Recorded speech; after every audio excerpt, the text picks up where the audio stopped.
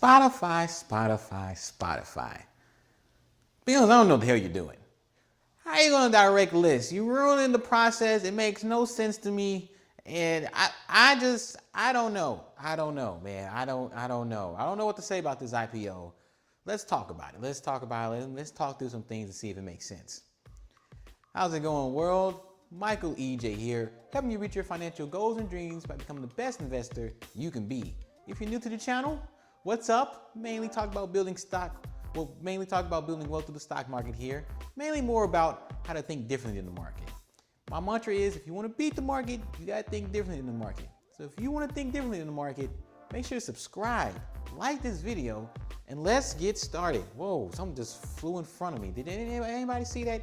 Okay, yeah, sorry about that. I don't know what just happened.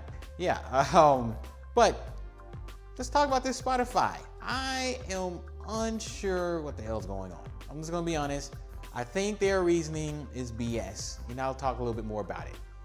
First of all, Spotify, the music streaming service that we all know and love, growing subscribers, growing paid subscribers. We'll talk more about that. But the reason to IPO doesn't make sense to me. Doesn't make sense. Direct listing doesn't 100% make sense to me, at least for Spotify's perspective, for this reason.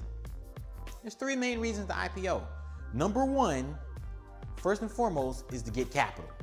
Get a lot of capital, and you think your business is comfortable enough raising a lot of capital, and you have a plan, something to do with that capital. You plan to do something with that you feel like you can't get into private markets, which is a little sketchy, or you're trying to kind of switch things up and go to a new brand of investors, which makes more sense. Spotify's not looking to do that. They're looking to direct lists. That means not going through the IPO process. That means you get to dodge investment bankers. But that's a process for a reason. You're trying to raise a lot of capital, but you're not trying to raise capital. So that's number one. Number two reason is to make the business feel more official. You kind of need that for some businesses. If you're trying to appeal to larger enterprises, it kind of makes sense. That's why for example, Dropbox's IPO, which I just did a video on, check it out in the card. It makes sense why they're IPOing. They're trying to reinvest, they're trying to do different things to appeal more to larger companies. Makes perfect sense, and you just feel more official. You feel more official once you go public. It's very tough to get to those very high valuations above $1 billion. It's tough to be a unicorn and stay a unicorn above $1 billion and continue to have your valuation rise without some public scrutiny or without having some new investors come in. That's not what Spotify is going for, because their main customers are us, our normal people. Main customers are normal retail people. It's not like we're spending a lot. Spotify don't cost that much anyway. It's not trying to appeal to a business. It's trying to make itself official. So the third reason, and the only reason they're doing this, is for liquidity, as in they want people to get out. Very skeptical. I'm very skeptical of this. I've watched their webinar, their presentation that you would do for a road show. They did it just online for anybody to view, trying to democratize the IPO process. BS. Don't buy it. Don't buy it at all. So I will say this, going into it, I'm biased. I'm negatively biased, because it's kind of like, why go public? Why have a direct listing then? What's the point of doing this? You mentioned in that same presentation, you like that Spotify stocks already trade between private investors. Why not keep that going? Why open it up? Why have normal people invest in it if you're not gonna do anything spectacular? You're just investing in investing. Seems a little sketch. I'm not buying the reasoning. Now, there are some good things happening with Spotify, don't get me wrong. One thing is increased users, especially outside their core. Spotify is big in the US, and I found out even bigger in Europe. They are from there. It's a Swiss company. It makes sense. It makes sense that they're even bigger there, but they're starting to grow outside of that. A lot of growth in Asia, a lot of growth in different areas. That's good. That's a positive sign. An even more positive sign is the growth in premium subs to users ratio. So you can use Spotify just for free. You just have to deal with some commercials, or you can upgrade to the premium account, which you don't deal with commercials. You can have more control of what you listen to, all these sorts. That is a really good sign. It's been increasing quarter after quarter over some time now, which could lead to potential profitability in the future. Further, let's talk about some of those strategic assets that Spotify have. First thing is, speaking of the users, that personalized user experience. That is probably the best way they compete. It's very personalized. Those playlists that's shown for you or made for you by Spotify, they kind of mastered that. Those kind of was done with some machine learning techniques, but it's really good, really good. I mean, that's their best way to compete. That's the best way to compete. Strategic asset number one. Number two will probably be those partnerships with labels.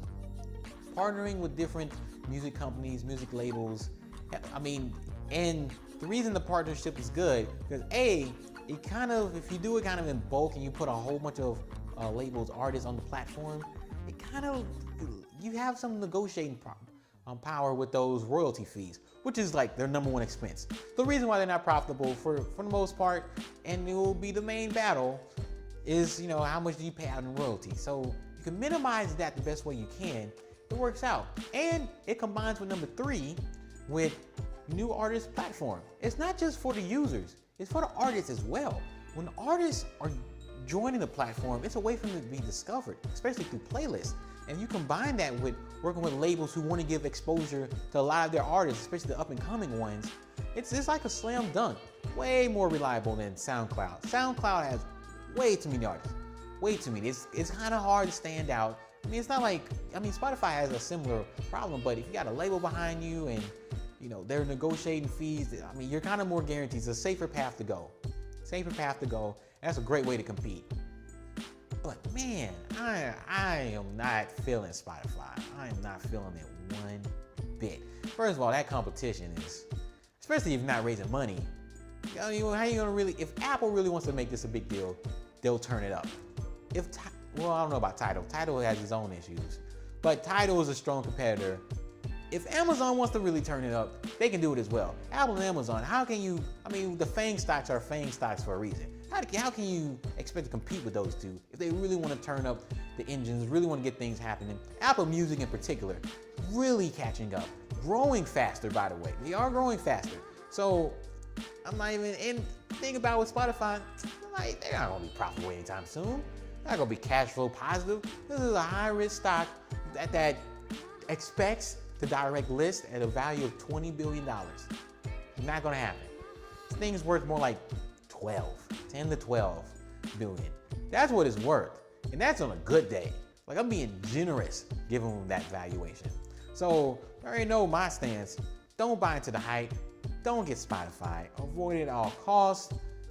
I mean, I'm not saying short it. Never say short it. But I'm just saying this is one to stay away from.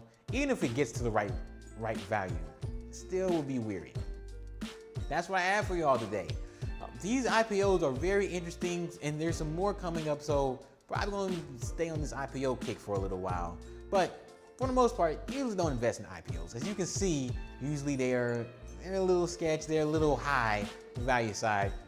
It's more so view them 6 months down the road to see what you like after the initial investors leave, and really the core is still there. You can probably invest at a better price as well.